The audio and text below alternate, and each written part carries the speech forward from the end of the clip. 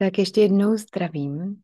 A dneska chci přivítat do třetí části našeho společného setkávání. A tato část je zaměřená na vývojové potřeby. A jak už jsem lehce zmiňovala v našem prvním setkání, tak právě díky tomu, že můj život nezačal v úplné lehkosti a spoustu těch vývojových potřeb, který my jako lidský bytosti máme, nebylo naplněných. Tak zrovna tato tématika mě opravdu dlouhodobě zajímá. Hodně dohloubky jsem ji studovala, ať už z pohledu psychologie, psychiatrie, neurovědy a nebo spirituality, co se tam vlastně děje, jak to vlastně funguje, když my jako ty malý miminka přijdeme na svět, jaký tady vlastně máme potřeby, co je to, co opravdu potřebujeme mít naplněný, proto, aby jsme vyrostli jako zdraví, jak fyzicky, tak mentálně, tak emočně, tak duševně, tak co jsou ty potřeby, které když máme, když jsou naplněný, tak díky tomu vyrosteme zdravě.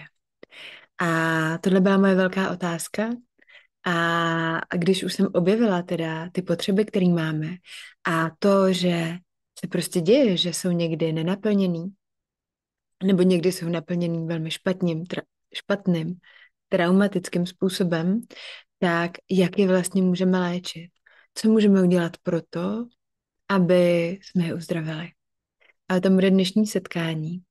Nebude v něm nějaká moc veliká meditace nebo technika konstelace, ale bude v něm spoustu dílčích a malých technik, meditací. Takže vám doporučuji si vzít třeba papír, tužku a když budu mluvit, já vás tomu i budu pozývat, ale i třeba když to zrovna neřeknu, zkuste se na to napojovat. Zkuste to vnímat, rovnou dělat ty techniky, i kdybyste celou dobu měli sedět a mít na sebe položenou ruku. Protože ty techniky, které vám budu ukazovat, takový somatický, jenom to, že je budete dělat, jenom to, že se na to budete napojovat, tak to s vámi pracuje. Vyrovnává to a právě uzdravuje to ty potřeby, které máme. A když bych to řekla z takového toho neurovědeckého pohledu, tak to úplně jednoduše, tyhle ty techniky, všechny, které vám dneska předám, tak jsou o tom, aby jsme sklidnili náš nervový systém. A co se děje, když máme klidný nervový systém? Funguje nám tělo, funguje nám myšlení, funguje nám celý náš fyzický systém. A uvolní se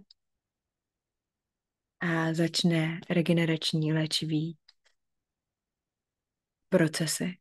Takže je to pro nás velmi dobrý, je to moc fajn a je to důležitý, protože právě na základě těchto základních potřeb, o kterých se za chvilku budeme bavit, stojí to, jestli my jsme během dne ve stresu anebo v uvolnění. Je to vlastně počátek všech našich fyzických nemocí, protože fyzické nemoci přicházejí právě, když určitá naše energetická část je oslabená, určitý téma v našem životě bylo narušený a vlastně není to tam v pořádku, tak když je to dlouhodobě na energetický oblasti rozhozený, se kterou se pojí právě mentální vzorce, mentální pohledy, tak když to tam není OK a dlouhodobě to někde v tom systému je, tak přichází nemoc. Jako poslední se vlastně nerovnováha propisuje do fyzické podoby. A když náš nervový systém je opravdu přetížený v důsledku toho, že nějaký ty naše potřeby nejsou naplněný, tak naše tělo funguje na takovém tom chronickém podvědomém stresu, kdy po nějaké dlouhé době opravdu nám to může přinést vážný, vážný situace, protože čím víc se zajímám o spiritualitu a o všechny ty oblasti, tak vidím, jak jsou spolu tak úzce provázaný a jak opravdu zdraví je obrovsky komplexní věc. A věřím tomu, že tady z těch našich setkání to trošku pochopíte a porozumíte tady těm provázanostem a těm systémům. Takže já bych ráda začala, abyste trošku pochopili, vlastně, co jsou to vývojové potřeby.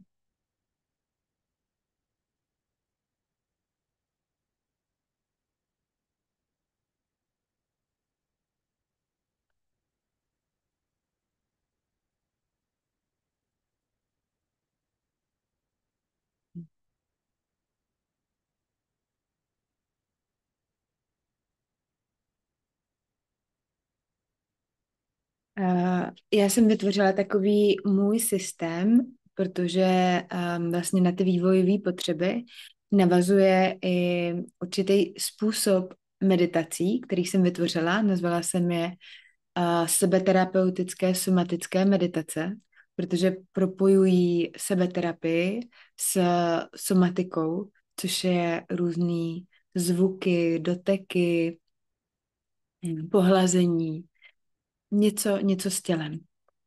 A proto ty vývojové potřeby jsem uspůsobila tady té práci tomu, aby jsme mohli si tyhle ty vývojové potřeby uzdravovat sami. Když byste se dívali do psychologie, tak samozřejmě ty potřeby jsou trošku jinak uchopený, je jich tam víc a jsou hodně závislí na lidech zvenku. Ale já se tady bavím a budu se hlavně bavit právě o těch vývojových potřebách, který ano, potřebovali jsme je v tom dětství zvenku, ale můžeme si je uzdravit, dosytit a narovnat primárně sami a potom si je jenom vychutnávat z toho okolí. Takže abyste tomu líp pochopili a aby vám to zůstalo, tak bych vám to chtěla ukázat jako takový příběh, který si můžete představit. Takže úplně na začátku, když jsme vlastně naši rodiče počali, tak jsme byli v bříšku. A když jsme v bříšku, tak samozřejmě přijímáme, tak vnímáme všechny věci od maminky. Ale to, co je pro nás důležitý, je to spojení. Protože malý miminko v bříšku a ještě určitou dobu po porodu si neuvědomuje vlastní existenci, tu oddělenost. Ono se cítí být součástí maminky. Takže my jdeme z určitého hlubokého spojení, opravdu jako pocitu jednoty s někým dalším, jdeme do toho, že najednou se narodíme a najednou začínáme vlastně pomaličku si osahávat to, že jsme my jako jednotná bytost. Takže na začátku tady té naší cesty, to, co je pro ty děti důležitý, protože uvnitř byly opravdu jedním s maminkou, tak když se narodí a ještě mají tady tu vzpomínku, tak oni potřebují cítit přítomnost. Takže naše první úplně potřeba je potřeba přítomnosti. Můžeme to taky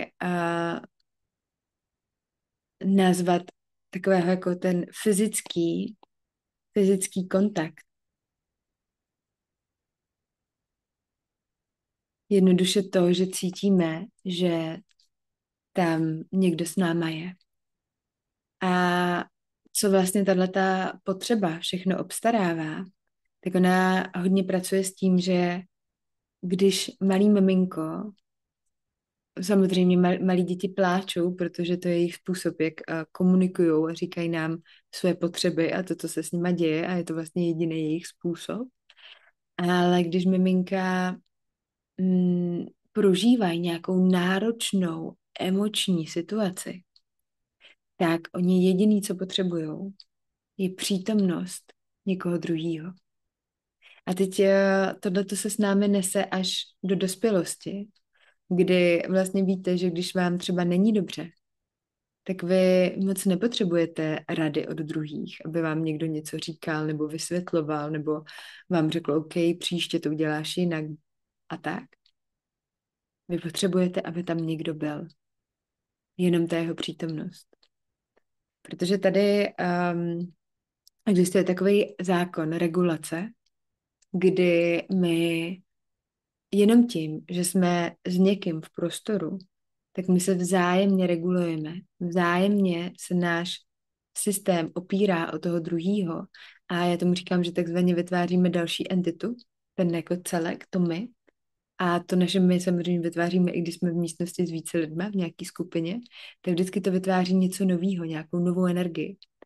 A asi to poznáte na tom, že s různýma lidma se cítíte různě a zažíváte sebe sama, prožíváte sebe sama jinak.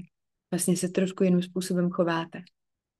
A jeden z těch benefitů, tedy toho, když my se potkáváme, zbližujeme s lidma a vlastně vytváříme to něco nového, a je regulace nervového systému.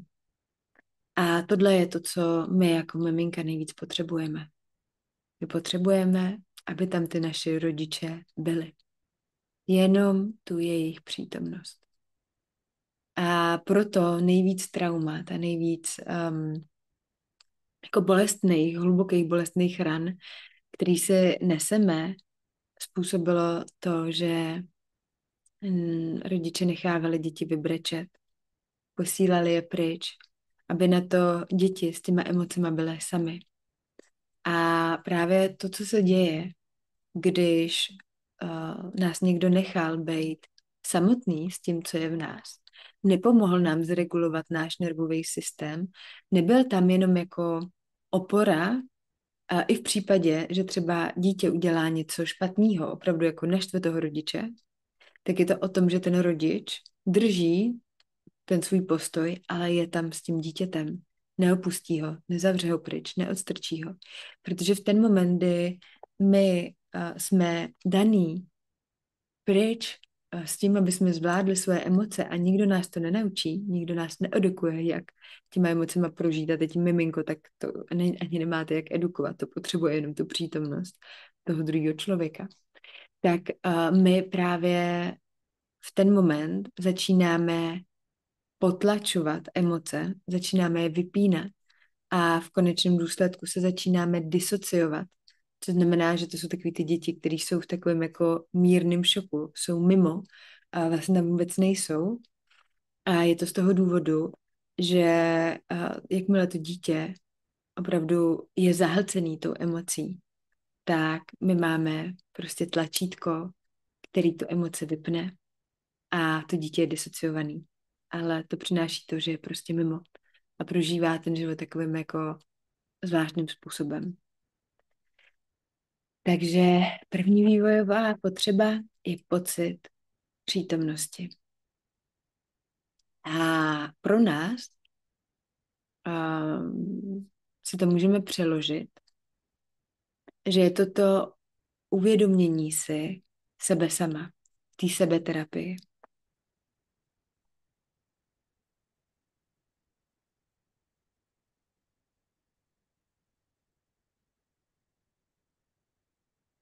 A ty tohle uvědomění si sebe sama můžete taky převíst na to, že když my tam nemáme tu bdělost, teďka si rozpomeňte, jak jsme pracovali v tom našem prvním setkání, na to, že si uvědomuju, že si uvědomuju.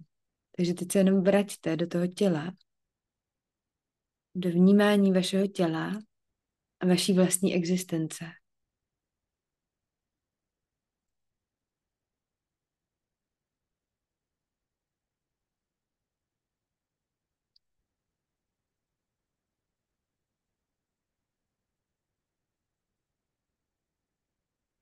Mhm.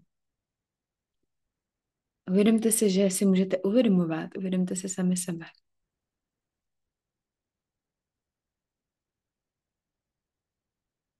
A tohle je naplňování té první vývojové potřeby.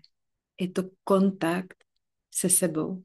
Protože ano, jako děti to potřebujeme s ostatníma a když to nemáme, tak nás to traumatizuje a my se díky tomu disociujeme, odpojujeme od vlastní existence a tady ten kontakt se sebou se nám vzdaluje. Takže čím víc nás rodiče, tam nebyla ta jejich přítomnost, nechával nás vybrečet, tím větší taková propast s tím kontaktem s vlastní existencí se tam mohla vytvořit.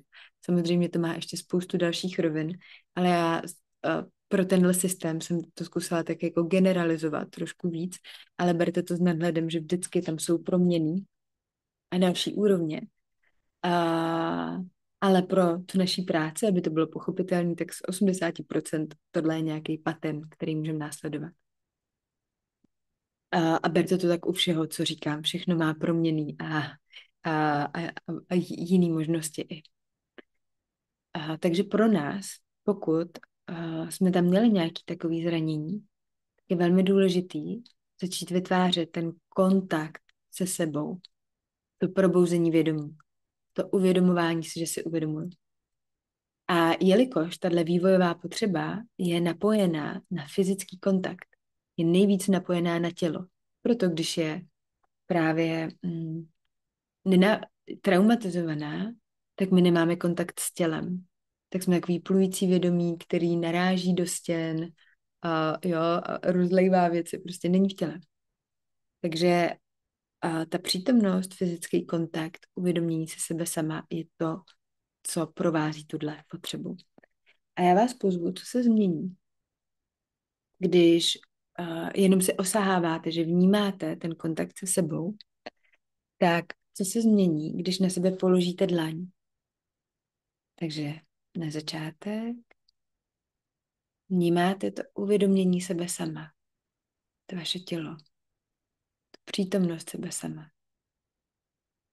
A k tomu na sebe někam, kamkoliv, položte ruku.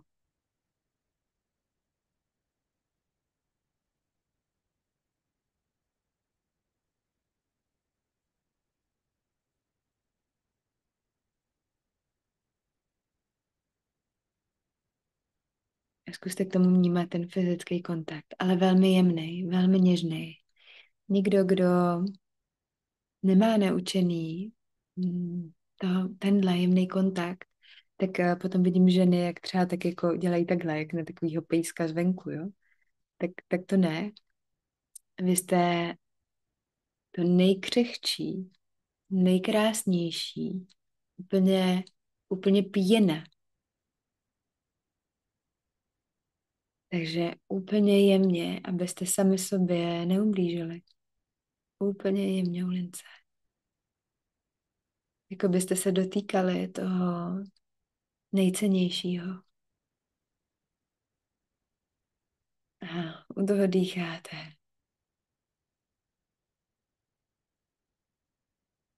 Hmm.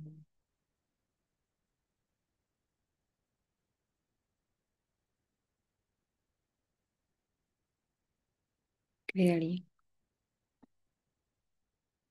A k tomu je větička, kterou si teďka několikrát řekněte nahlas. Jsem tady. Mhm. A teďka na sebe můžete poklepávat. A vnímejte znova tu změnu, ale opět vyklepete na něco velmi cenného, velmi jemně. Takže úplně jemňonce. Jsem tady.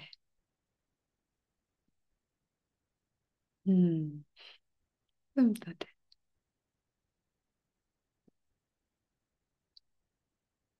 Takže udržujte kontakt sami se sebou, se svým tělem, se svým dechem. Uvědomujete si, že si můžete uvědomovat. Podíváte se hluboko do sebe, do svého nitra. A jenom požádejte, abyste se propojili s tou zraněnou částí ve vás, která si vždycky přála, která toužila potom, aby tam ten někdo, kdo je pro ní důležitý, byl. A toužila po té přítomnosti, která jí tak moc potřebovala. Takže zavřete si oči, vnímejte tělo, dech, dotek a přidejte tam vaše jméno a řekněte to nahlas, tak, abyste sami sebe slyšeli. Takže jsem tady, Anička. Jsem tady. A když to řeknete, tak tam přidejte ujištění sebe sama, takový jako pokývání hlavou. Jako jo. A ještě několikrát. Jsem tady. Jsem tady.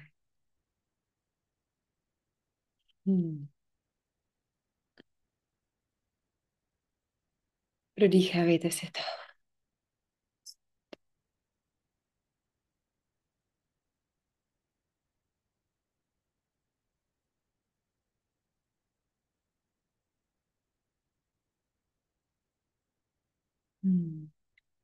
Mhm.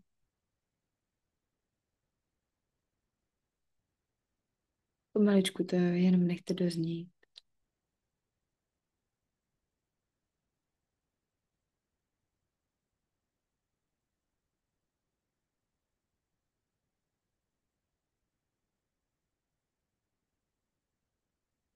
Někdy se nám líbí říkat, jsem tady u tebe.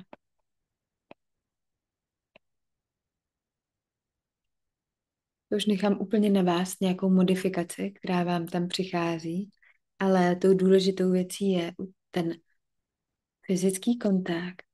Jsem tady a přítomnost, uvědomování si té vlastní existence.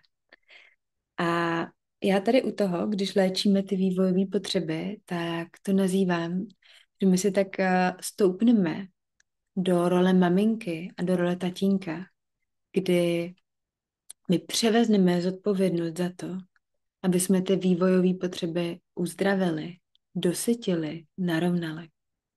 Protože tyhle ty potřeby, o kterých se bavíme, tak my je všichni máme.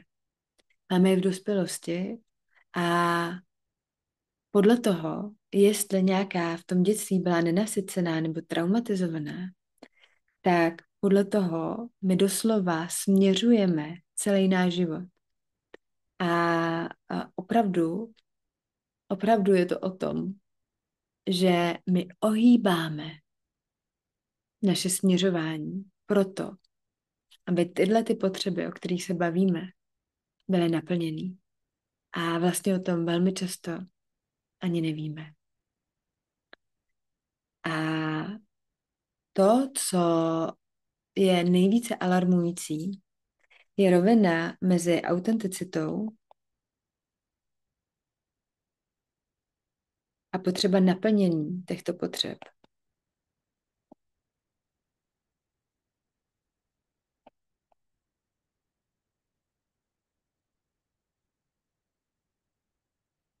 A pro naši jednoduchost ty potřeby teďka můžeme nazvat jako třeba lásky, přijetí.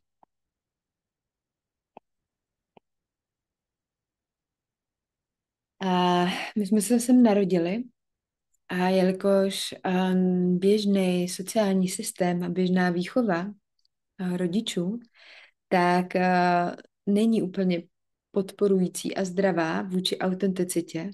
A ještě se můžeme podívat 2 generace zpátky, tak dítě bylo opravdu jako poslušný zvířátko, který bylo velmi jako úzce vychováváno, muselo ctít rodiče, poslouchat rodiče, muselo dělat to, co ty rodiče chtěli. Takže autenticita tam byla velmi potlačená. A to, co tam hrálo primární roli, byla potřeba lásky, naplnění lásky. A ten důvod, proč my jsme schopní díky těm potřebám odložit autenticitu a své směřování je, protože ty potřeby jsou tak důležitý, úplně stejně důležitý jako voda, jako vzduch, jako jídlo. Je to prostě jenom další aspekt naší sociální potřeby, kterou každá bytost tady na tom světě má. Je to pro nás opravdu zásadní. A proto, když se narodíme a v našem životě je láska s podmínkama a my musíme se chovat nějakým způsobem proto, aby nás naši rodiče měli rádi a dali nám lásku, tak my potlačíme sami sebe, potlačíme to, kdo jsme, potlačíme svoji přirozenost, to, co uvnitř sebe cítíme, že chceme dělat, tak to radši tak jako zakopeme, zahrabeme a začínáme velmi bystře sledovat, co teda tam venku ty lidi chtějí. Co když budu dělat tohle, tak budou mě mít moji rodiče rádi a když se budu chovat takhle, přijme mě ta společnost. A my začneme ohýbat ten náš vnitřní kompas, který nám říká, OK, tohle je dobrý, tohle ne. A vlastně mapovat ho na to, tak jo, ale když tohle budu dělat, získám lásku, když tohle budu dělat, získám přijetí, je to dobrý. A odložíme to, co potom mnohí z nás si přejou znova žít, a to je sami sebe. Protože když se to v dětství naučíme, když v dětství opravdu máme tak tvrdý rodiče, že nám říkají, tak a já tě budu mít ráda jenom, když budeš hodná holka, jen když budeš hodný kluk, budu tě mít ráda, když uklidíš pokoj a když budeš mít jedničky a když budeš chodit na tuhle školu a budeš mít tyhle ty známky a budeš se kamarádit s těma lidma, budeš mít takovýhle život, pak tě budu mít ráda, pak tě přijmu. A jestli v tomhle tom vyrůstáme, nebo jsme vyrůstali, tak zavřeme autenticitu. A autenticita, projevování sebe sama, tak, jak tam uvnitř je pro nás zdrojem životní energie. Je pro nás to, co nám dává šťávu, to, co nám dává smysl.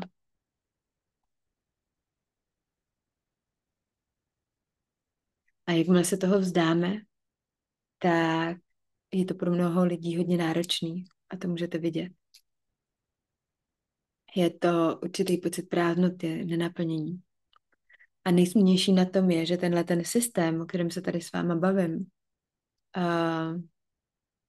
se nepředává, nebo já jsem ho vytvořila, tak ho předávám, ale ten pohled se tak moc neučí a nedává lidem, protože proto, aby my jsme znovu mohli žít autenticky, aby jsme mohli znovu naslouchat tomu, co chceme, co uvnitř sebe cítíme, kam nás to volá, dělat ty věci, které nás volají, tak my potřebujeme naplnit ty naše potřeby. Pochopit tohleto, že aha, OK, jako malý dítě, opravdu, wow, jako malý dítě, opravdu náš život závisel na našich rodičích a na společnosti. Tam jsme opravdu potřebovali odložit tu autenticitu a pokud naše rodiče se chovali takovým způsobem, že jsme museli poslouchat a být nějaký proto, aby nás měli rádi, aby nám dali jídlo, aby nám něco koupili, tak OK, tuhletu hru jsme museli hrát. Ale jakmile máme pubertu, tak puberta je nádherným ukazatelem toho, jak se dítě už začíná osamostatňovat a jak se chce napojit zpátky na tu autenticitu. Někde to vyjde, někde opravdu ta puberta pomůže tomu celému procesu, že to dítě se vlastně vrátí zpátky a zjistí, co chce dělat a pozná sebe samo a napojí se na to. Ale někdy je to jenom vzdor, který třeba není kompletně uzdravený a vyjde z toho člověk, který neví, že už je v momentě, že se dostal do bodu. Ta puberta je, a proto se dřív dělali přechodové rituály vlastně do dospělosti, protože to je moment, kdy my přebíráme zodpovědnost za naplnění svých potřeb. A to je ten zásadní moment, kdy my můžeme uzdravit ty zranění z dětství, kdy my můžeme opravdu převzít zodpovědnost za to, že potřebujeme cítit přítomnost, ten kontakt s fyzickým tělem sami se sebou, cítit to, že jsme tady, kdy, za chvilku se budu bavit dál, kdy potřebujeme vnímat, že jsme vnímaný, že cítíme, já cítím, já vnímám, co tam uvnitř mě je. Já tomu naslouchám. Já naslouchám sama sobě. Já se vnímám. Pocit, že jsem dostatečně dobrá. Dát si pocit bezpečí. Zajistit si nějaké věci. to v ten moment, kdy my vstupujeme do té dospělosti v uvozovkách, po pubertě, každý ten moment má jiný, tak v ten moment my opravdu přebíráme zodpovědnost za to, že ty potřeby můžeme naplnit sami. A to je branou do svobody. Branou pro mnoho lidí do toho, že můžou žít autenticky. Protože pokud já mám pocit, že je to jako voda, že aby vám dal někdo vodu, když máte obrovskou žízeň, tak vy musíte udělat 3 salta a u toho se lehnout a pak dostanete tu vodu. Tak pokud tohle cítíme, že láska se musí zasloužit, že my pro lásku, pro ten pocit přítomnosti, pro to, že jsme vnímaný, slyšení, že jsme dostatečně dobrý, tak pokud tam máme pocit, že my proto musíme udělat hrozně moc věcí, že to není jen tak, že to není samozřejmostí, tak neustále se jenom díváme a vnímáme, tak jo, tak co teda? Já musím dělat proto, aby tam zvenku přišla láska. Jak já se musím chovat? Kdo já vlastně musím být? Kým se vlastně musím stát proto, aby mě někdo měl rád, aby mě někdo miloval, aby mi někdo řekl, že jsem dost dobrá, že můžu, že teda dobrý. Tak jo, tak teďka už můžeš, teď už můžeš žít, teď můžeš něco dělat, teď ti můžu dát lásku, já jsem tvým strojem lásky. A tohle je obrovská nesvoboda, kdy my si opravdu myslíme, že ta láska, ty hluboký pocity, které potřebujeme, přijdou zvenku. Samozřejmě oni přijdou a oni jsou venku, ale pro zdravý život je potřeba, aby to byl bonus, aby to byla ta třešnička na dortu, aby to byla ta ňamka, která tomu životu dá šťávu. Ale ne, aby vy jste zlomili sami sebe, dělali věci, které tam uvnitř necítíte, byli jste v rozporu se sebou, který vám nedávají smysl, který vám dávají, ale jako ne bytostný smysl, ale který vám dávají smysl jenom pro ten obchod, že teď to udělám, no tak dostanu lásku, teď to udělám, teďka pro partnera tohle vytvořím a on mě bude mít rád. Teď od rána do večera budu uklízet, hnusí se mi to, hnusí se mi díky tomu pak partner, hnusí se mi můj vlastní život, ale dělám to proto, aby mi dal lásku.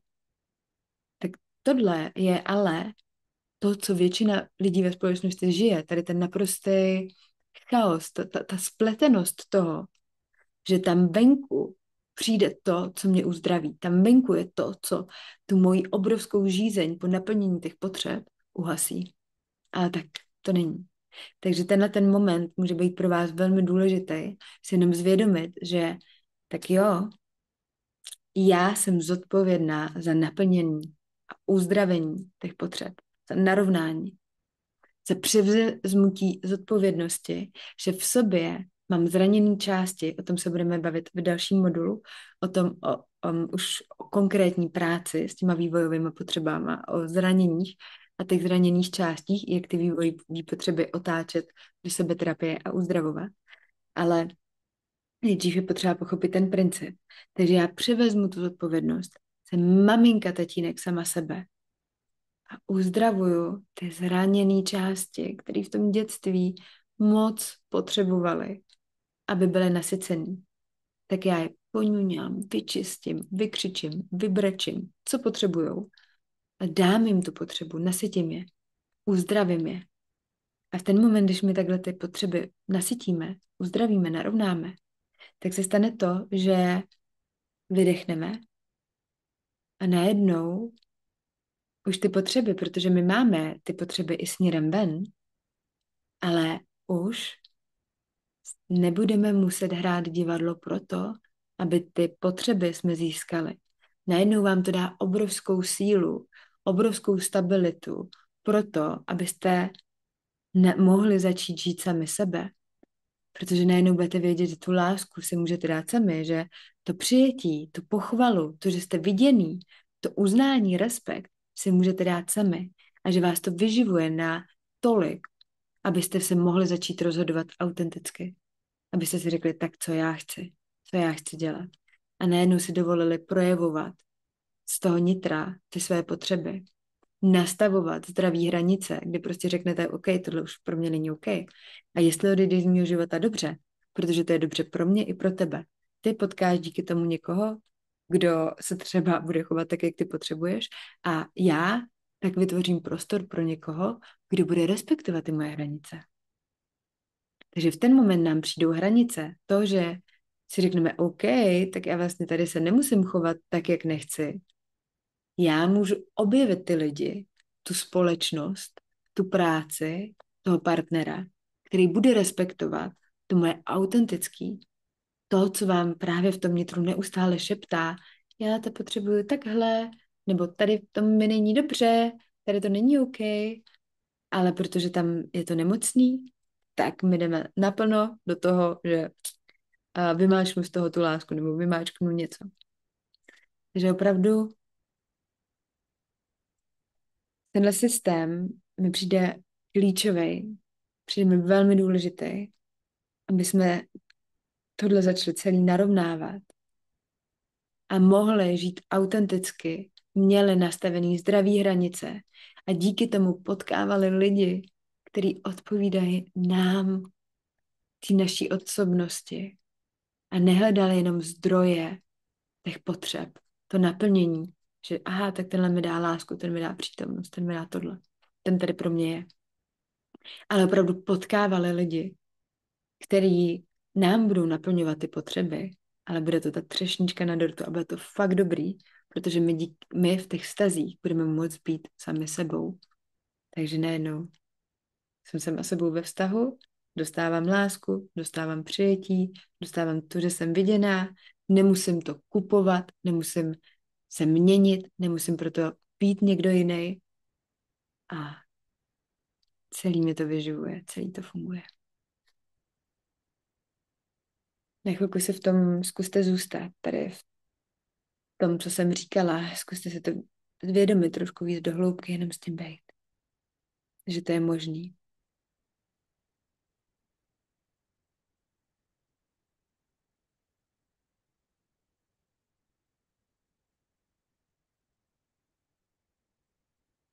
Že je možný to narovnat.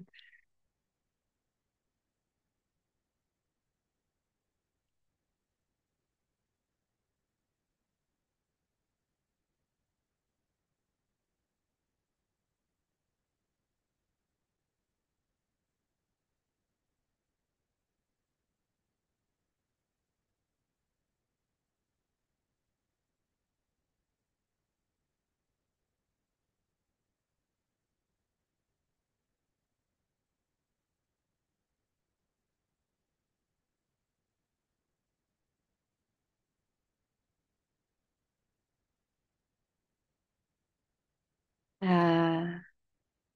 druhá vývojová potřeba je potřeba toho, že nás někdo vnímá. To je taková ta zpětná vazba, kterou my dostáváme z prostředí venku. A to je to, že vlastně dítě si uvědomuje sebe sama, i my si uvědomujeme velmi často sebe sama, skrz reflektování druhých. A tady vlastně přichází to slavný, že jsme se navzájem zrcadli, protože vlastně sami sebe stále opíráme o to, co je venku. O druhý, o situace, o prostor. Vlastně my se tím, my se tím uvědomujeme.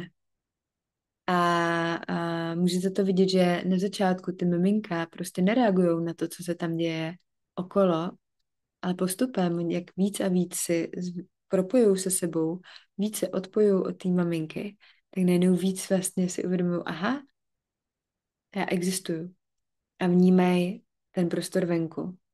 A to, jak tahle vývojová potřeba je nádherná u miminek, můžete si všimnout, když si miminko všimne, že jste si ho všimli. Ty miminka jsou v tom nádherně čistý. Jak mé miminko vidíte a ono vidí vás, tak mi začne smát a je úplně nadšený a je takový rozářený, protože tam je ten kontakt. Ten kontakt se protne, když se navzájem vidíte, když se navzájem vnímáte. A tohle je další kvalita, která je hodně důležitá a která utváří ten celek. Asi víte, že když jdete se svými blízkými někam ven, se sednout, tak když jsou na telefonu, tak OK, je tam splněná ta přítomnost, je tam jejich nervový systém, ale najednou, když vás jako nevnímá, tak vlastně tam není ten kontakt. Není tam to, že to jako klikne a mít yes, to je ono. A naopak, když najednou tam někdo je a prostě tam sedí, dává vám prostor, vnímá vás, tak jak je to cený. Tohle je opravdu další vývojová potřeba, kterou my máme. Máme potřebu tady toho, že nás někdo vnímá. Že tam někdo je a vnímá nás. A pokud v dětství, a mě to někdy přijde úplně fascinující, když vidím rodiče, dva dospělí, kteří se baví o dítěti, který stojí dole, jako by tam to dítě nebylo. Vůbec ho nevidějí, vůbec ho neregistrují v tom poli. Tak tohle je to, co se nás hluboce dotýká, co způsobuje ty zranění.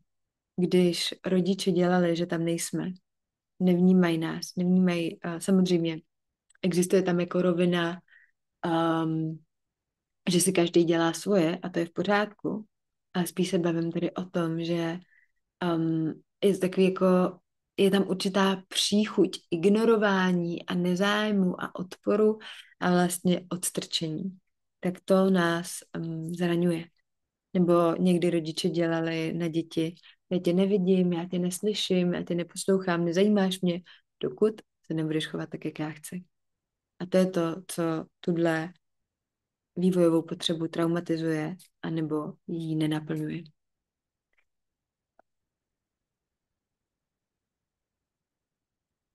Hmm. Že si ji znovu pojďme procítit, na chvilku se zastavit, znovu dýchat.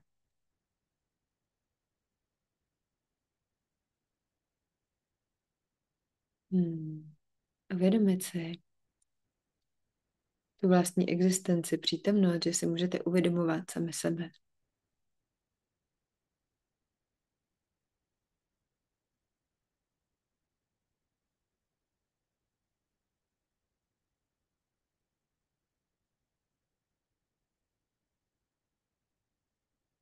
Hmm. Položit na sebe tu dlaň, vnímat tu vlastní přítomnost se sebou.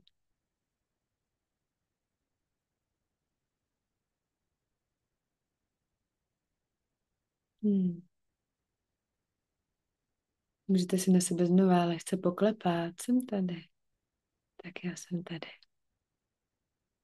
A potom úplně jemně hladit, dotýkat se.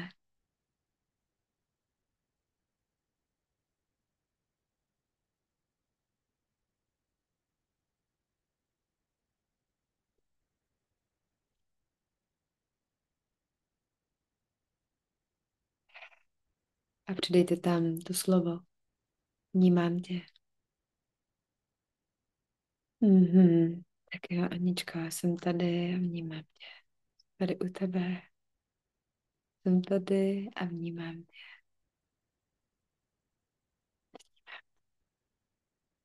A zkuste si to opakovat. Můžete šeptem, můžete jakýmkoliv hlasem. Zkuste tam zmínit vaše jméno.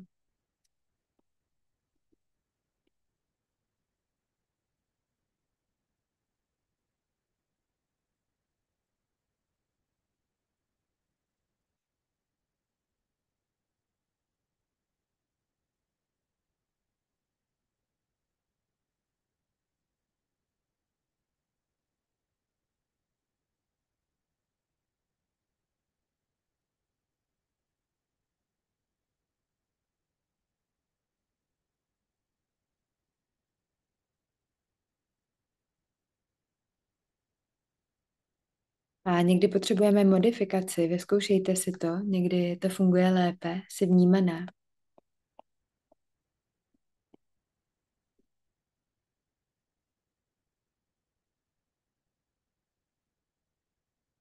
A zkusme to ještě trošku prohloubit, celý proces tím, že požádáte, abyste se propojili s částí ve vás, která toto potřebuje slyšet.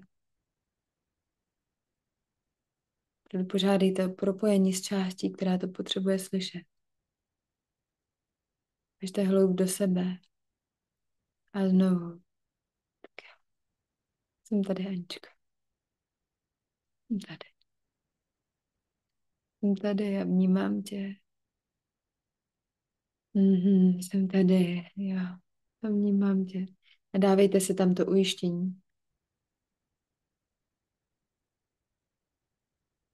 Vnímám tě.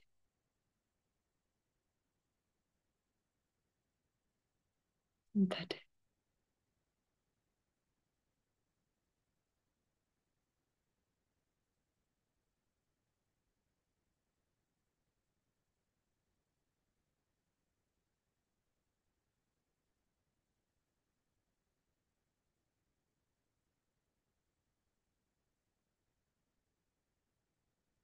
Jsi vnímaná. Jsi vnímaná, vnímám tě.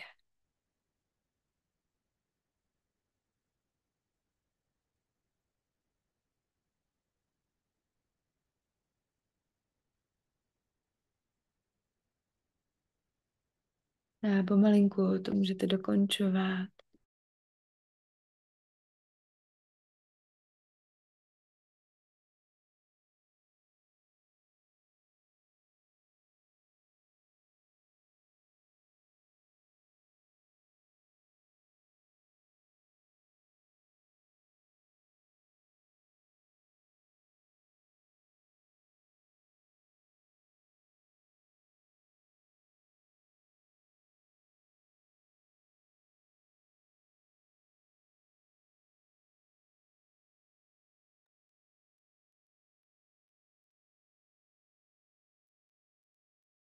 A jako další potřeba, která samozřejmě je určitým způsobem potřeba v mentálním, emočním, energetickém nastavení toho rodiče, ještě úplně na začátku, už při početí, ale my si ji, protože prvně potřebujeme v naší sebeterapeutické praxi vnímat přítomnost a potom vnímání.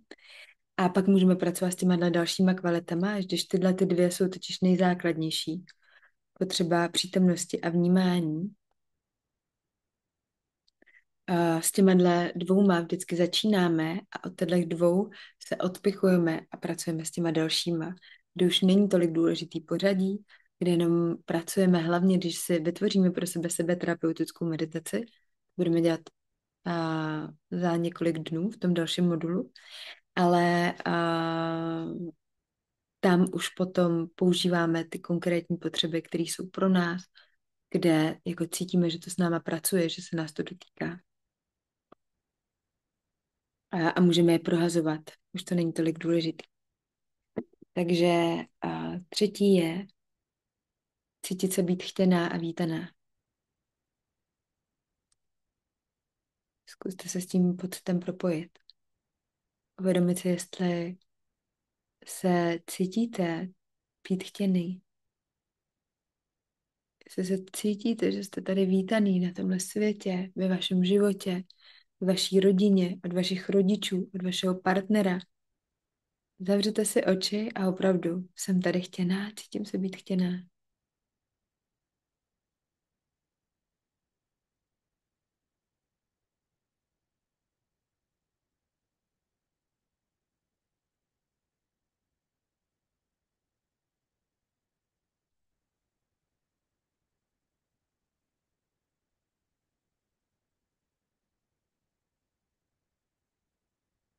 Možná bych dodala takovou zajímavou vsuvku. Obrovská výhoda toho obrovská výhoda našeho mozku je, že je neuroplastický a my dokážeme výborně přepisovat naší minulost.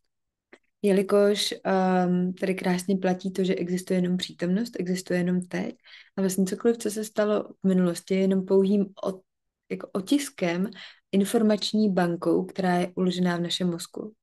A my k tomu máme kontakt.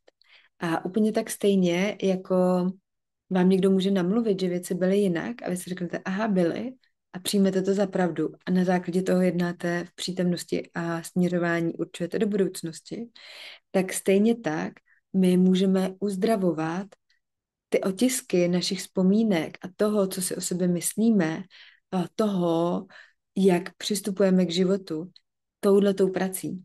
Tady tím vlastně připisováním, uzdravováním, tím, že my valuujeme, dáváme hodnotu sami sobě a tomu, že jsme chtěný, vnímaný, potřebný, tak jenom tím to narovnáváme a uzdravujeme tu minulost. A díky tomu, když my to takhle uzdravíme, ty zraněné části, které to potřebovaly slyšet, tak v té přítomnosti vlastně se začneme tak cítit. Když uzdravíme ten pocit, že my třeba teďka si myslíme, že nejsme chtěný, budeme nějakým způsobem, není to zas tak jednoduchý, samozřejmě to jde víc do hloubky, ale může to být takhle jednoduchý, ale budu upřímná, často to bývá komplexnější proces, tak když my uzdravíme to, že jsme byli nechtěný, dosytíme tu potřebu, že jsme chtěný, tak nám se promění prožívání vlastní existence teď. Že vlastně se najednou ucítíme, wow, jo, já tady mám svoje místo, já patřím do společnosti, já jsem tady součástí a jsem tady vítaná. A na základě toho se naše myšlenky do budoucna budou měnit. Budeme se cítit víc komfortně, budeme do věcí chodit víc naplno, budeme očekávat, že když někam přijdeme, tak tam budeme vítaný. A třeba teďka, když bychom tam měli zkušenost, že nejsme vítaný a že jsme nechtěný, tak se nám nechce do společnosti. Nebo když tam jsme, tak máme pocit, že nás lidi nechtějí, nebo možná už takový jako předtuchy, že třeba nás budou odmítat. Takže tam je důležitý si uvědomit, že my máme tu možnost to přepsat. A že to je takto jednoduchý, ale bych byla v reálnosti co nejvíc upřímná. Velmi často je to spojené s tím, že musíme udělat emoční práci. Tohle je takové jako uvědomění a energetika. Já bych tomu řekla, že to je vyživování se, dosycování, ale pro opravdový uzdravení je tam potřeba ještě tam v hloubce zpracovat emoční obsahy, emoce, které vlastně a traumata, které vznikly v tom dětství vůči těm rodičům za to, že se nechovali tak, jak každý dítě biologicky potřebuje, protože tohle to jsou opravdu potřeby jako voda, tak když to tam není, tak my potřebujeme ten emoční náboj, tu zlobu, smutek,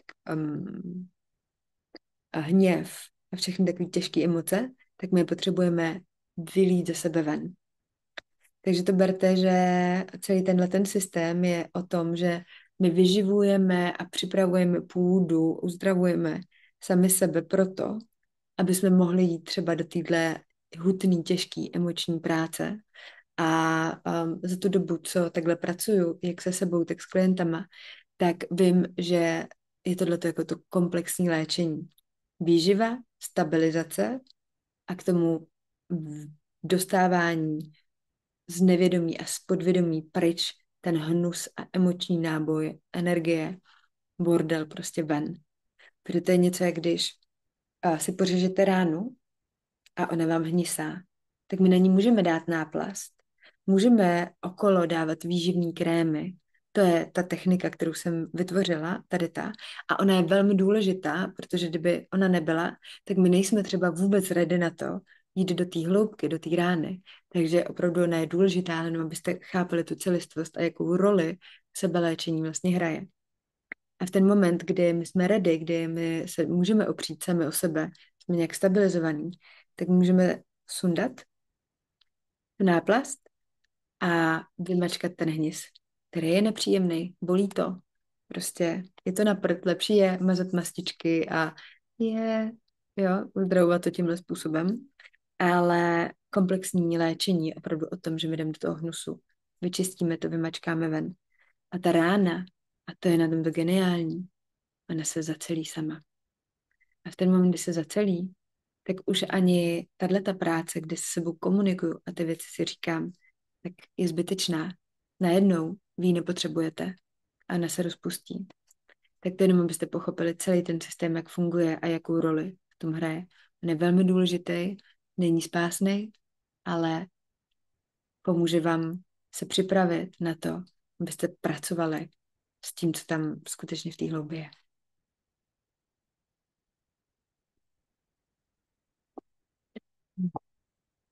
Uh.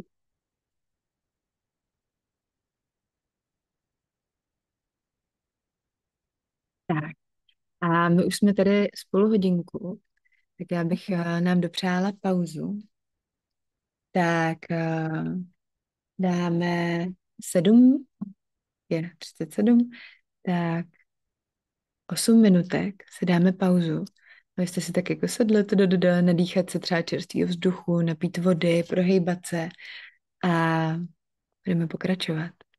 Kdyby jste cokoliv vás zajímalo nebo chtěli, tak se ptejte.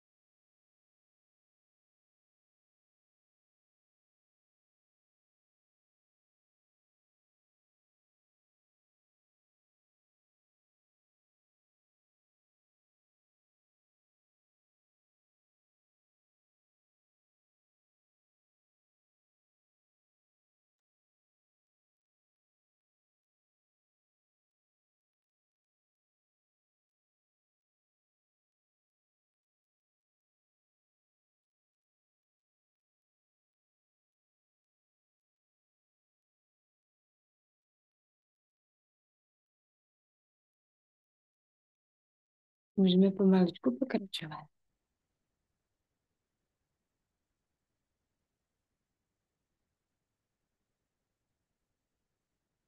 Hmm. A znovu to otevřeme takovou krátkou meditací na cítění. Nebo si můžete zavřít oči, nechat doběhnout myšlenky, protože třeba jste teďka dělali něco, byli v telefonu, v nějakém rozhovoru, mohlo vás to zase dostat kousek dál od sebe, takže jako první jsem tady, hrajte se k sobě do vašeho těla. Vnímejte svůj dech.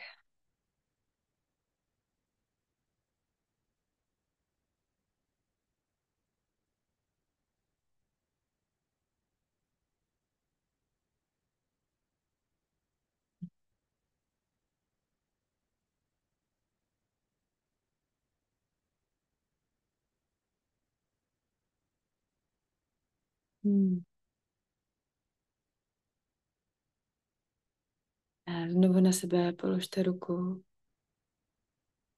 Dejte tam to uvědomění. OK, jsem tady, jsem tady, jsem tady,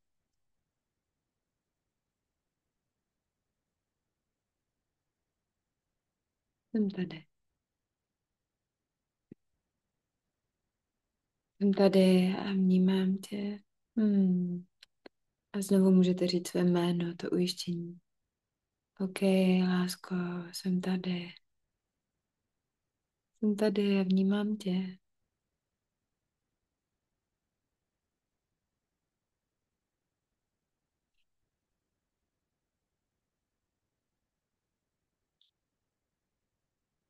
A teď si dejte záměr, že se chcete propojit s tou částí ve vás. Hluboko ve vás, která si přeje se cítit chtěná, vítaná.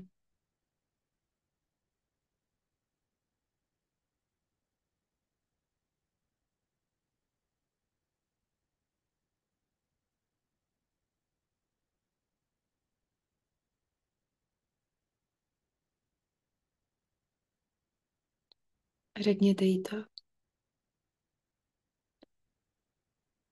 Aničko, jsi chtěná.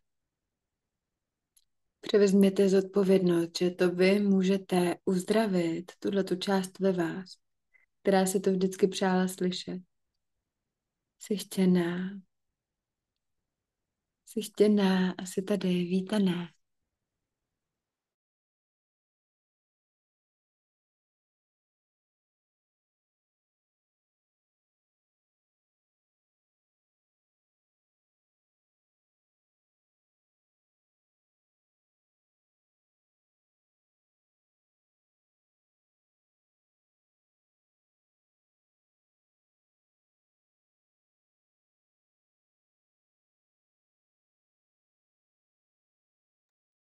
A ještě několikrát. Jsi tady, jsi chtěná, jsi vítaná.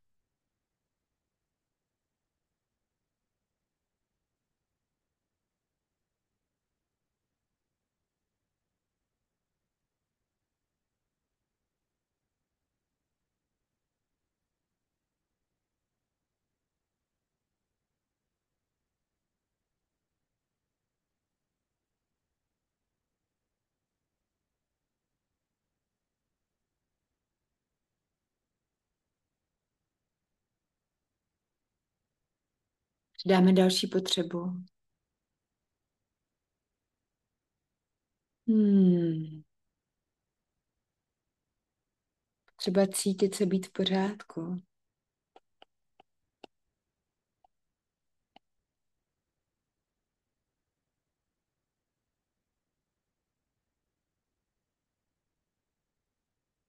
Vypracujeme tak, že aby byla pravdivá, aby jsme si nic nenalhávali.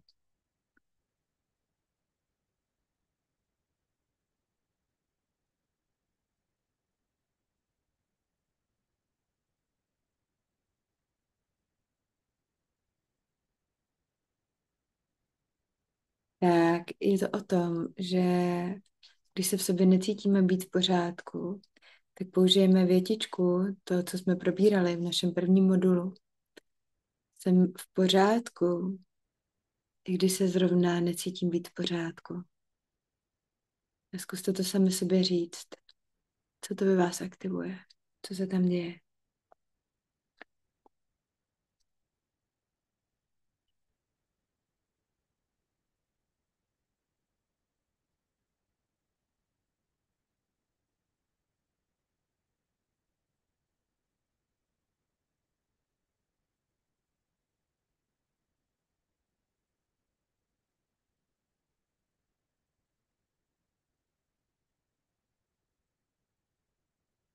Jsem v pořádku.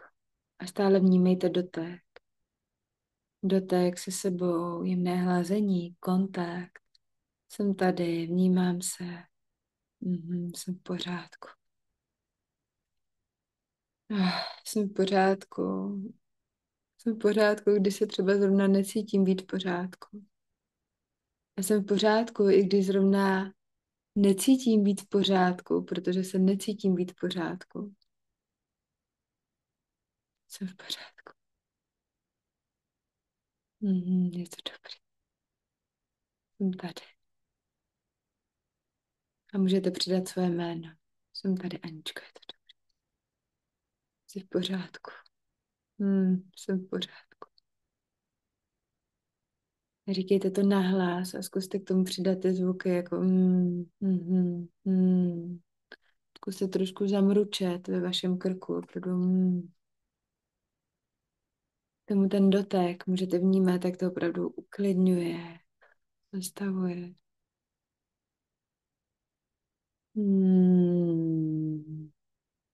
Ještě párkrát. Hmm. Hmm. Hmm. Hmm.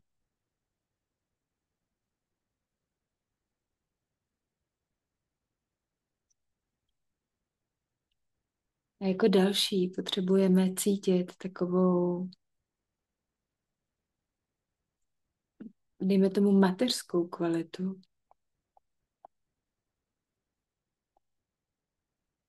A to je láska. Potřeba lásky.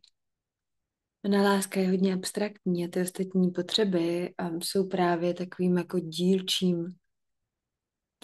dílčími částmi, které vlastně obsahuje ta láska, kdy když cítíme ty potřeby, tak to v nás, když tam jsou, tak to v nás probouzí lásku. Ale láska je takový to teplo, je to ta vřelost. Takže proto bych ji sem dala samostatně. A je to opravdu potřeba té mateřské lásky, kterou v sobě máme. A tak teď to je pozvánka, abyste si stoupli v sobě do toho, že vy opravdu můžete být ty maminky sami sobě. Ty maminky, které se pochopí, protože to pochopení je pro nás ta láska. To, že jsme vidění, je pro nás ta láska. To, že tam někdo je. A opravdu zkuste si dát to teplo té lásky v tom doteku, který obsahuje všechny ty slova, o kterých jsme se teď bavili. Který obsahuje obrovské uvolnění, že se prostě jenom uvolníte, pustíte, prodýcháte.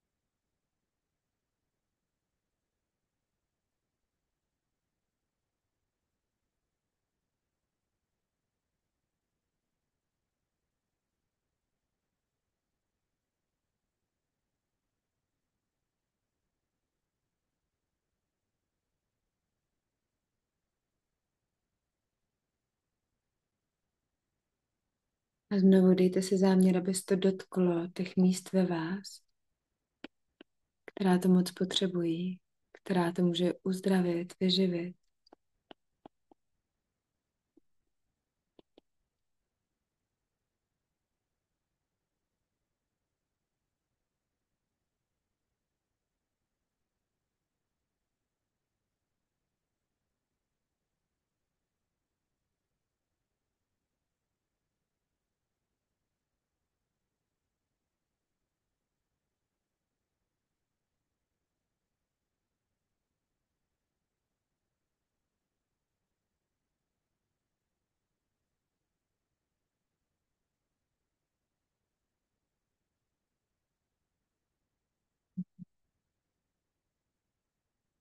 Dáme tam další potřebu, další kvalitu a to je cítit se v bezpečí.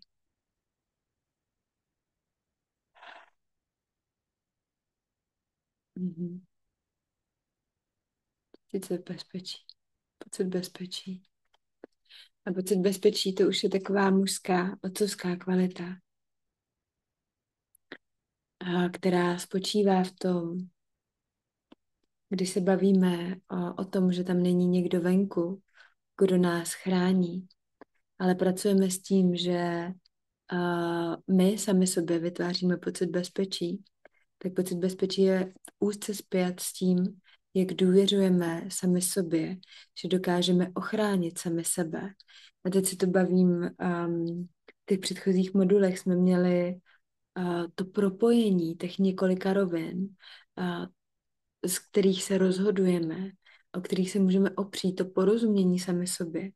Takže pocit bezpečí vychází z toho, že víme, že se na sebe můžeme spolehnout, že rozumíme sami sobě tomu, co je uvnitř nás, co se tam děje.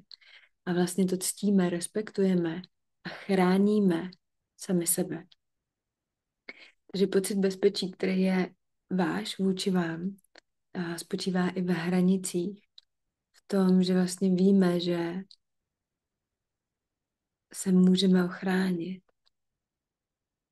Takže zkuste si uvědomit, že vy máte tu sílu, i když třeba není zrovna nějak moc aktivovaná, ale vy máte tu sílu hranic. Vy máte to právo říct ne. Tohle se mi nelíbí. Máte to právo odejít. Zkuste se propojit s tím něčím ve vás, co vás chrání, co ve vás může aktivovat ten pocit bezpečí.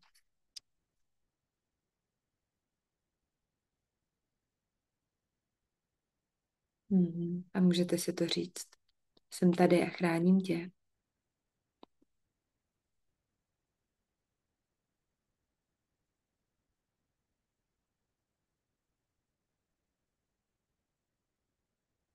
Chráním tě.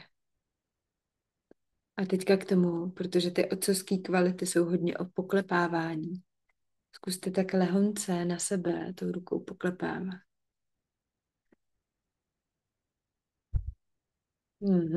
Jsem tady a chráním tě. Je to dobrý. Je to dobrý, jsi v bezpečí. Jsi v bezpečí. A pak můžete zastavit a opravdu jsi v bezpečí.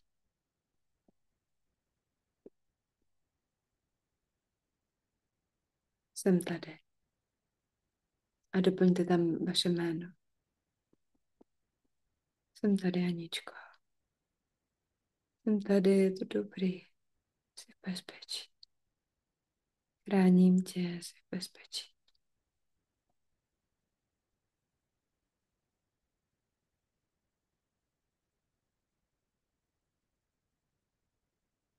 Znova si to tak hloub prociťte.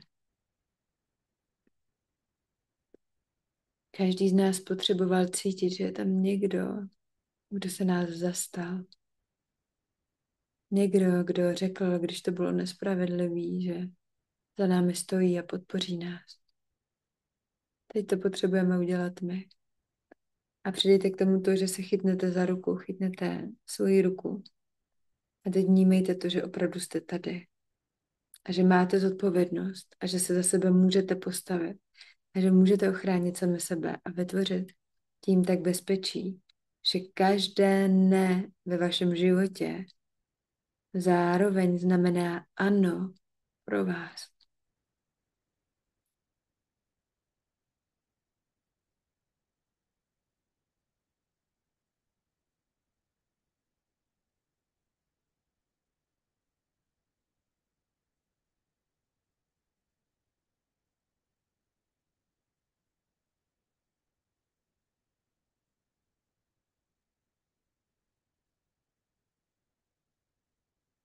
Mhm.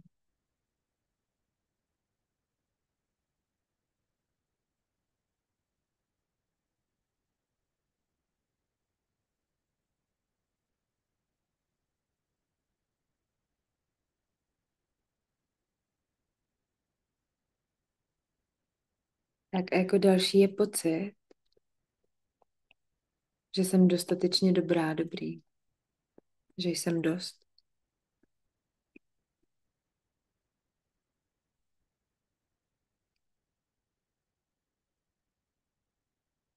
A tam patří klepání po rameni.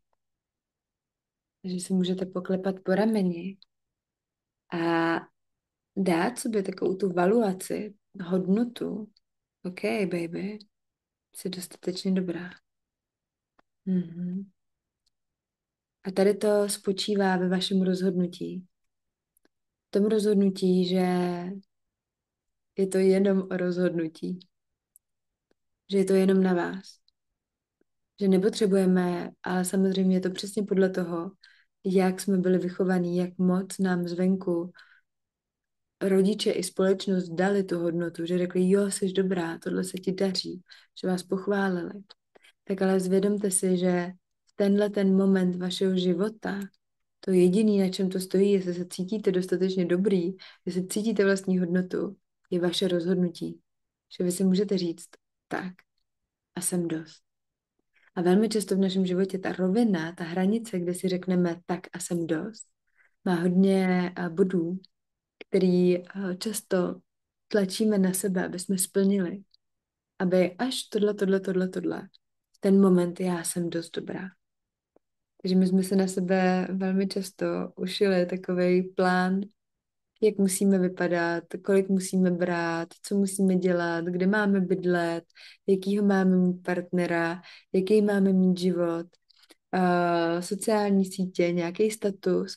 Takže velmi často jsme si jako vytvořili takovou představu, jak jako máme vypadat, aby to teda bylo ono. A aby jsme sami sobě mohli říct tak a teď už jsi dost. Teď, miláčku, jsi dost dobrá. Zkuste si to procítit, že ta moc je jenom v tom rozhodnutí a je to jenom na vás.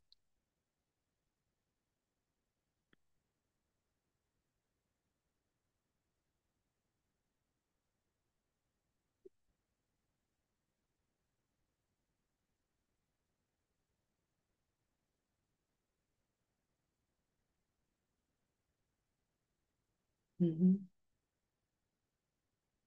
A znova zkuste poklepat na to rameno a dát si tam tu hodnotu. Jsem dostatečně dobrá. Už jsem dostatečně dobrá. Teď jsem dostatečně dobrá.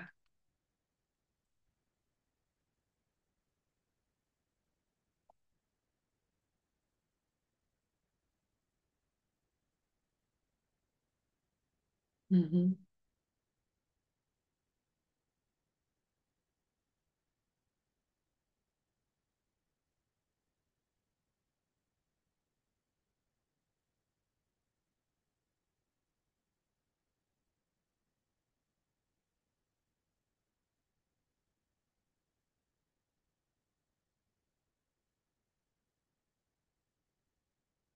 A další z takových mužských kvalit je ocenění, uznání.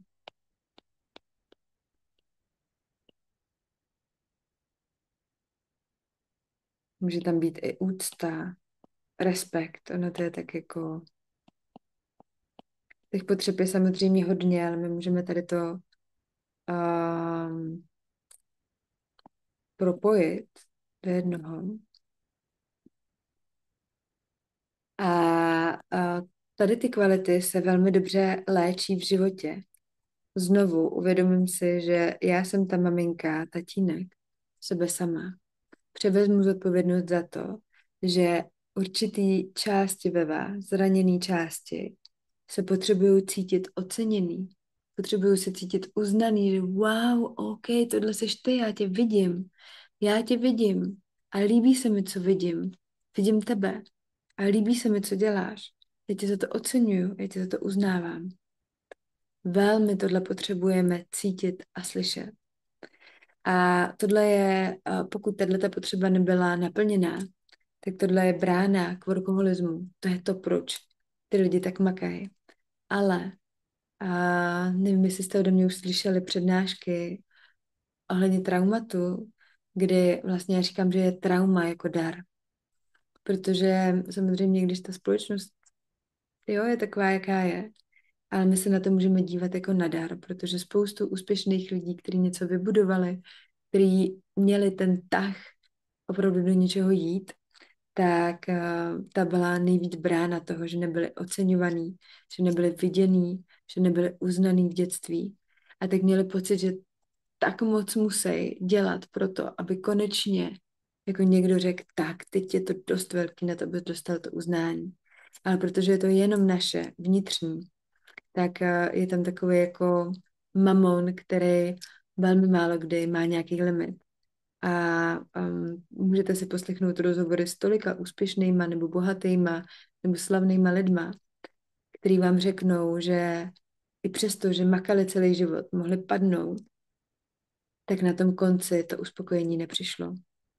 Protože oni se snažili uzdravit a naplnit tuhle potřebu.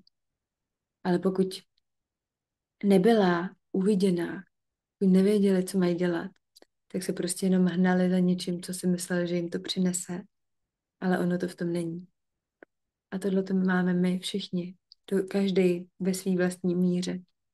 Máme tu představu, jaký teda ten život má být, jaký my máme být, aby tam přišlo to ocenění, to uznání.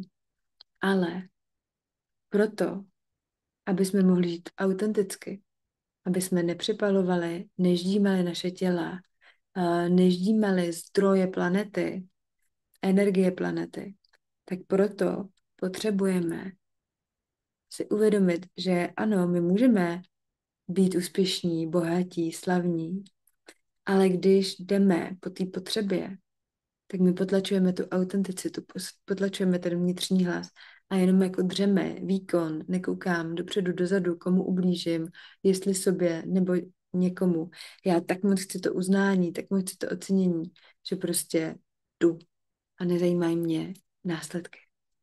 Takže to, když se tuhle potřebu naplníme, potom můžeme jít v souladu se sebou, v rytmu, který je pro nás zdravý, pro naše blízký zdraví a který je udržitelný a fajn. Protože už tam není to, jako musím. Už tam je to, já si jdu tu cestu vychutnat.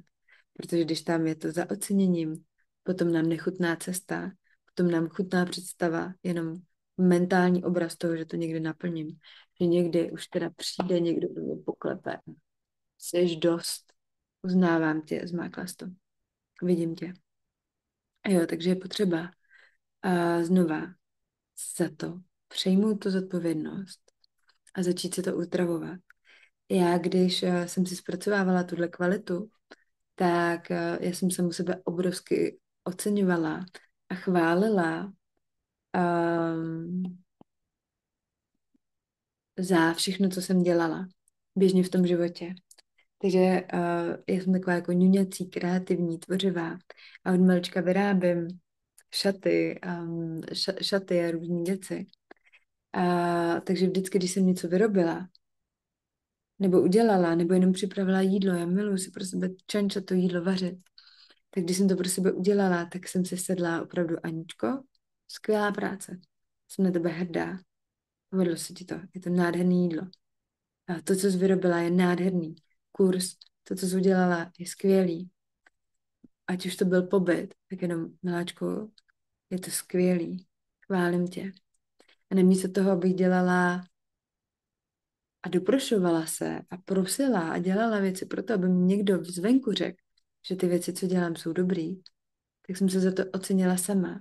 A vlastně díky tomu už si dlouhodobě užívám ten proces té tvorby, protože nedělám pobyty, přednášky, nenavrhuju šaty kvůli tomu, aby mě někdo uznal za to, aby mi někdo za to dal. Ty jsi dost, ty jsi šikovná. To není tím cílem. Pro mě tím cílem je ta moje autenticita, to, že mi dává smysl to, co dělám. To, že mě naplňuje ne to, co bude na konci, ale jenom ten samotný proces. Že já klidně vyrobím teďka celou kolekci šatů, i kdyby, nebo ne proto, aby ty lidi mi dali to uznání, že to je hezký nebo nějaký, ale mě to tak naplňuje, jenom si hrát jenom to tvořit, jenom být v tom procesu, jenom to vidět, jak to vzniká, že už ten samotný, ta hra je pro mě nádherná a spoustu věcí, spoustu projektů nechávám třeba jenom zaniknout a jenom se s nima hraju. A potom řeknu, tak možná ne. A pustím to. A nemá to nějakou hodnotu, protože jenom ta tvorba pro mě byla důležitá. A přijde mi, že tohle je, když to uzdravíme a pochopíme, další takovou obrovskou bránou k tomu, aby jsme ten život prožívali s radostí, v lehkosti a smysluplně. Takže doporučuji, abyste začali v té realitě sami sebe opravdu oceňovat. A pokud je to vaše téma, pokud cítíte, že na sebe tlačíte, ženete se proto, abyste už teda jako byli tím někým, abyste byli někdo, aby vás někdo pochválil, tak doporučuji se zastavit a začít se chválit každý den za malé věci. Opravdu já jsem se chválila za to, že jsem dodržela rutinu, že jsem si uvařila jídlo, že jsem se opečovala, něco jsem vyrobila. Já jsem se za to oceňovala. A postupně za ty roky, jako jsem na té cestě 15 let, tak se to vyživovalo, uzdravovalo. A teď opravdu je zajímavý, když nad tím přemýšlím, tak nepotřebuju pochvalu od ostatních, že aby mi někdo řekl, že je něco hezký nebo dobrý, protože vím, že já to potřebuji cítit tady. A to je ono.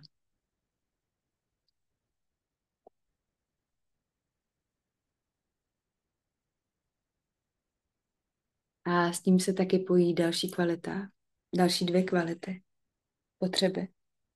A to je potřeba být vidět a potřeba být slyšet.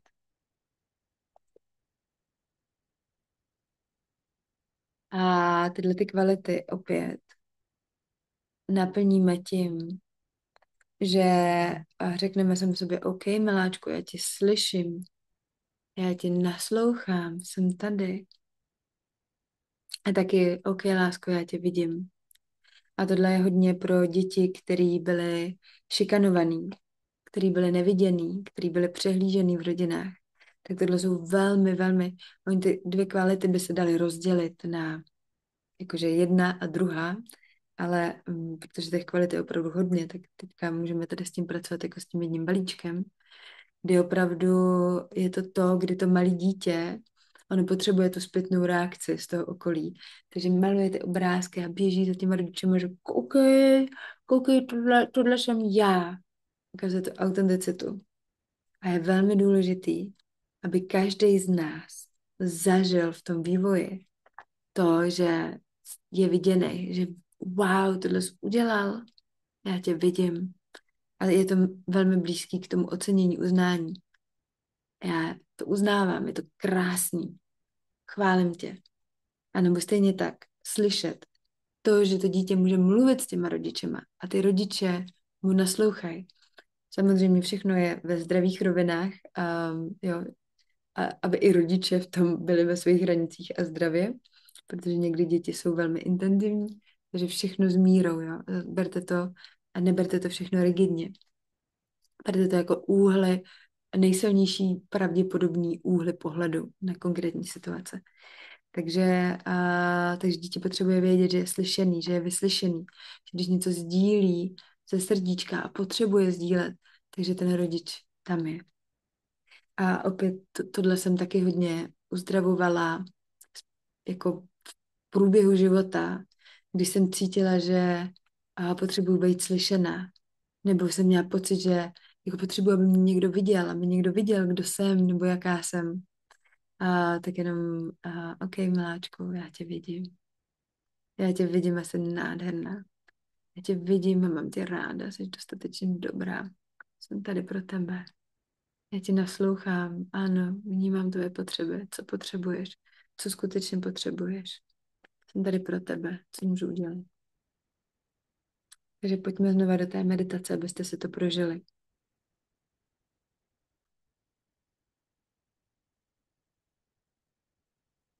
Takže jako první jsem tady.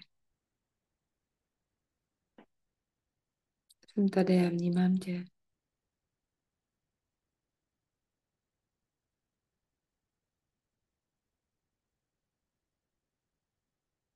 Mhm. spojte se znovu s těmi částmi, které potřebovaly být viděný, slyšený, kteří potřebovali to, že když jsou viděný a slyšený, tak jsou za to oceňovaný, pochválený, uznaný, přijatý.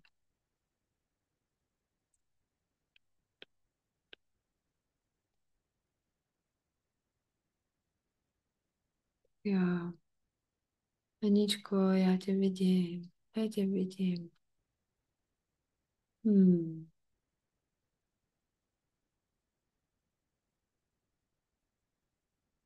Já tě vnímám, já tě naslouchám.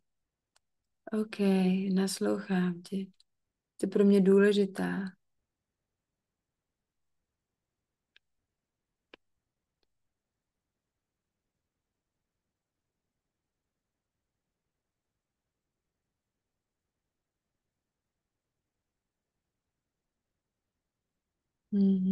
Já oceňuju tě.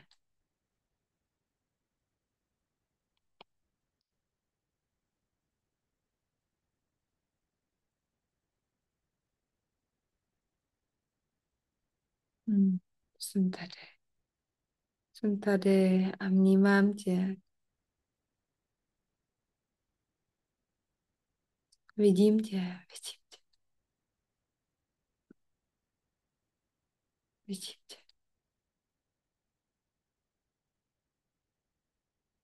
A slyším tě. Naslouchám tě.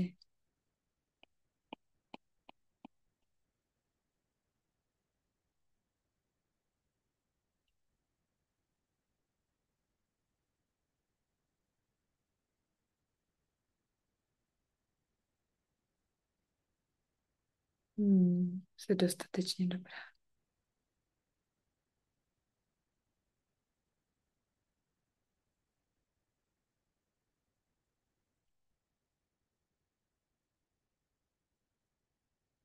A půjdeme poslední kvalitě, která je čistě mužská, opravdu taková jako hlavní mužská.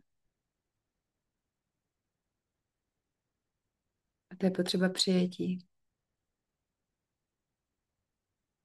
To je ta kvalita toho vnitřního otce, který jenom kývá tou hlavou a jenom jo. Přijímám tě takovou, jaká jsi. Jaký jsi.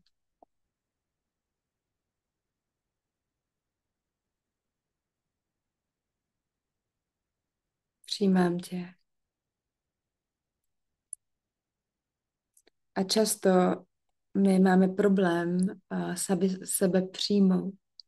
A proto na to existuje opět, stejně jako to jsem v pořádku, když se zrovna necítím být v pořádku, tak i tady je takový proces, jak opravdu skutečně se do toho ponořit.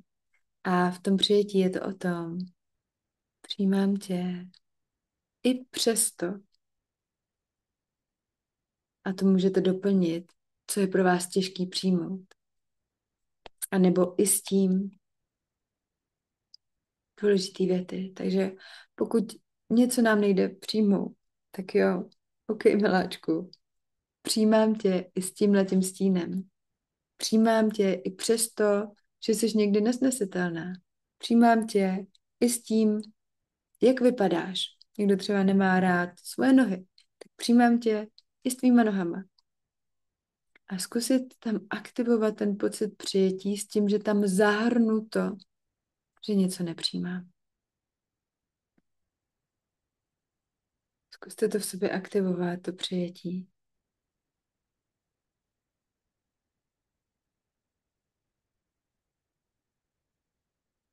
Hmm.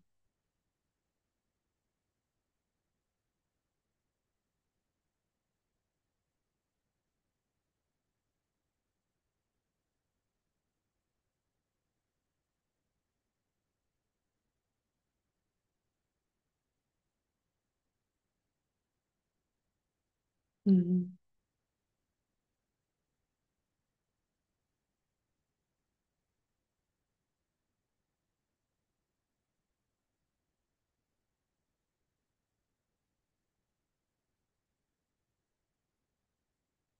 Přijímám tě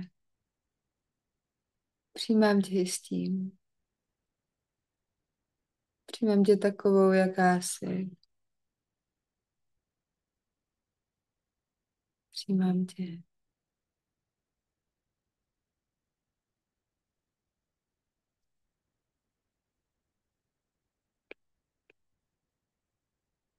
Mhm.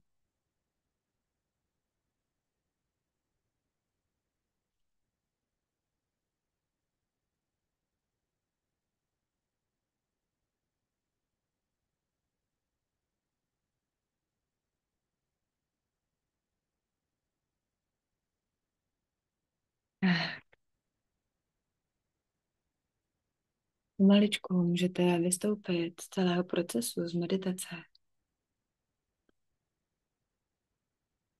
Jenom požádat, aby se vše začalo ustalovat a ukotvovat.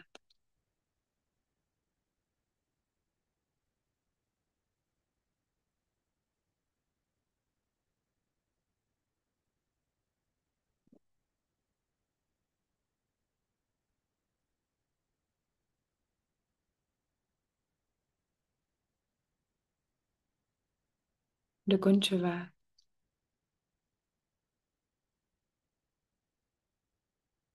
Pokud se vám tam otevřely nějaká zranění, že cítíte, že vás teďka to nitro, to, co je uvnitř vás, moc potřebuje, tak můžete se sebou udělat takovou dohodu s těma zraněnýma částma ve vás, že za nima budete teďka chodit.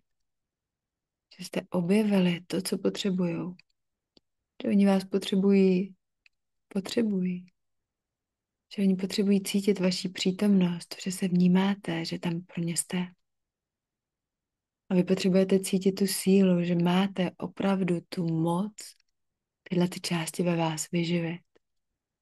Protože pokud jsou jenom nedosycený, tak tím, že jim to budete říkat, tím je vyživíte. A pak je vezmete za ruku a budete jim ukazovat, že je to i v tom vnějším světě. A koukejte, teďka ti někdo projevil úctu. To je zraněná část. OK, teď koukej, teď ti někdo dal lásku.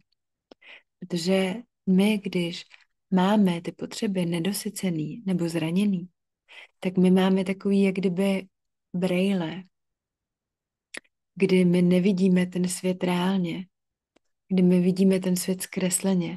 Takže pokud já mám pocit, že jsem neuznávaná, že nejsem dostatečně dobrá, že si nezasloužím lásku, potom vidím ten svět, že mi to říká. Vidím, že si nezasloužím lásku, že lidi se ke mně chovají tak, že si nezasloužím lásku, že moji partneři ke mně chovají tak, že si nezasloužím lásku.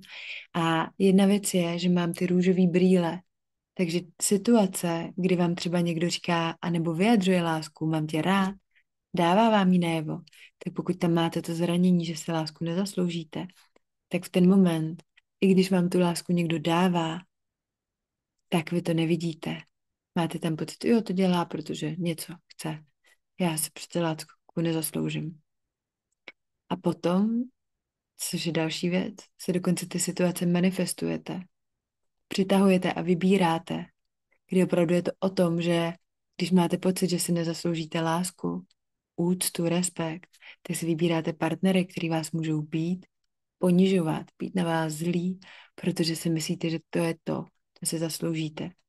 A i přesto, že víte, že to není dobrý, tak v tom zůstáváte, protože je tam přesně na nevědomí úrovni tady to. Aha, já teď dostávám to, co si o sobě myslím, to, co si zasloužím. Takže práce tady s těma částma je opravdu za mě esenciální. Je to základ, do kterého se můžeme odpíchnout, protože díky tomu rozpustíme, změníme ty brýle, skrz který čteme svět, jak ho vnímáme, tím pádem, jak ho prožíváme a změníme výběr situací, ve kterých jsme a změníme manifestaci toho, co se do života přitahujeme. Takže opravdu práce tady s těma částmi je esenciální v tom. Ona, ona nás může vyživit, ona může tady ty věci všechny přepsat a taky nám dodá dostatek energie na to, aby jsme mohli začít zpracovávat ty věci víc do hloubky, jak už jsem předtím říkala, jít opravdu do té rány, do toho zranění a vymačkat ten hnus emoční, co tam je zaseknutý, protože pak je to kompletní. Že já věřím, že si dneška odnášíte pochopení, na jakém základě my vlastně fungujeme, na jakém základě my doslova čteme ten svět, na základě naplnění nebo nenaplnění našich potřeb vývojových. To jsou ty brýle, jak se díváme na svět. To je to, jak prožíváme sami sebe. To je naše sebeláska, to je naše sebehodnota. Tady na tom základě, podle toho, co jsme v tom dětství zažili, jak jsme byli formovaní a i v dospělosti, v čem jsme se utvrzovali, co se dělo. My v tom teď jsme a tak vidíme, tak vnímáme, tak volíme, tak o sobě smýšlíme a tak žijeme. Takže tohle je taková hluboká podstata našeho života, toho vnímání našeho života, té kvality našeho života. Takže přeju vám, aby jste v tom případně viděli smysl a abyste to použili jako tu praxi, kdy převezmete zodpovědnost jako ty maminky a tatínci sami za sebe, za to naplnění, za to začínění, uzdravování. Začnete se opečovávat, začnete to v sobě ňuňat, začnete to v sobě narovnávat. S celým tím procesem se vám tam můžou vynořovat negativní energie, rezistence, odpor. A to je skvělý, to je potřeba určitým způsobem zpracovávat. V tom dalším modulu si o tom řekneme mnohem víc. Ale zrovna pro tuhle hlubší práci si myslím, že je dobrý tam mít průvodce, terapeuta. Ale samozřejmě mnoho, proto je tady celý ten kurz. A mnoho z nás si může být sami sobě tím terapeutem. A proto to dělám. My jsme to trošku pochopili, ošahali. Ale i potřebujeme někdy toho druhého pro ten proces. A potom, když tohle zpracováváte, tak opravdu potřebujete nejdřív tu vnitřní práci, potom utvrzovat venku. Takže pak se dívat, OK, kde je ta láska, kde je to uznání. A těm zraněným částem říkat, tam ven.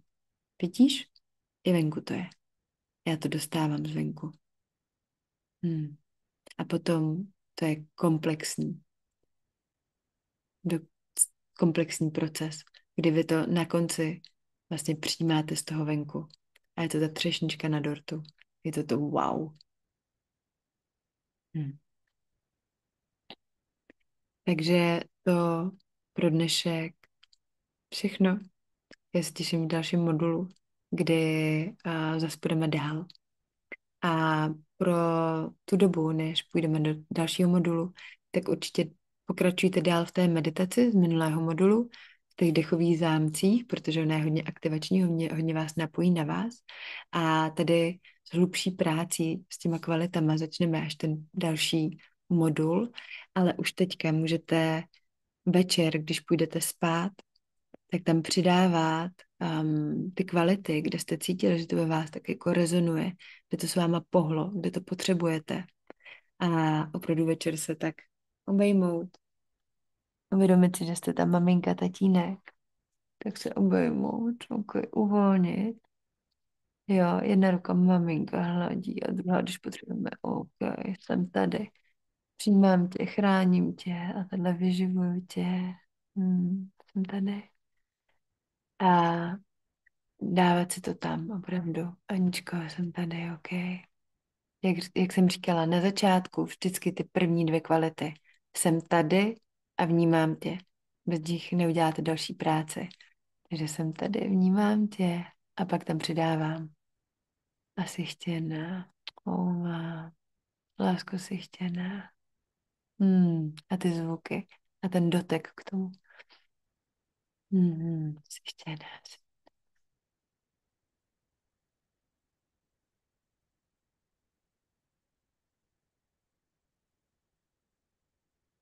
Jo, tak já vám děkuji za to, že jste tady a přeju vám, ať se dosytíte, protože to je tou cestou k tomu míru uvnitř. A to je tou cestou, aby se nám tady i mezi sebou navzájem žilo líp.